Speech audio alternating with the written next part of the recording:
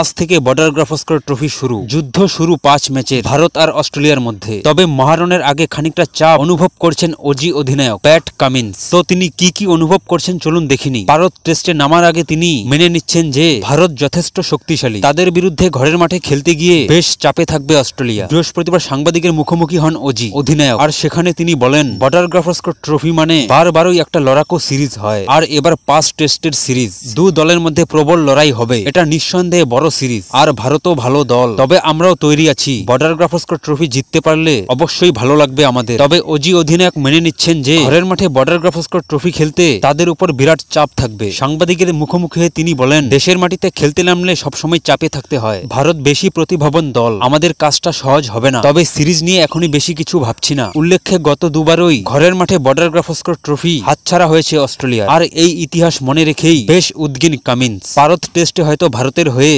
অভিষেক হতে পারে নীতিশ রেড্ডির, আইপিএল এ যিনি কামিন্সের সতীর্থ। ম্যাচের আগের দিন কামিন্স বলেন, নীতিশ অভিভাবন আইপিএল এ বেশি খুব বল না করলেও ও ভালো সুইং করাতে পারে। সহকারী কোচ ড্যানিয়েল ভেট্টোরিকে ছাড়াই প্রথম টেস্টে খেলবে অস্ট্রেলিয়া, কারণ আইপিএল এর নিলামে যোগ দেবেন ভেট্টোরি। ভারত টেস্ট চলাকালীন আইপিএল এর মেগা অ্যাকশন হলেও সেই নিয়ে বিশেষ মাথা ঘামাতে চায় না কামিন্স। আপাতত তার লক্ষ্য চাপ সামলে বর্ডার গাভাস্কর ট্রফি জেতা। বন্ধুরা, প্রতিদিন খেলার আপডেট পেতে ভিডিওটিতে একটি লাইক আর চ্যানেলটিকে সাবস্ক্রাইব করে রাখুন।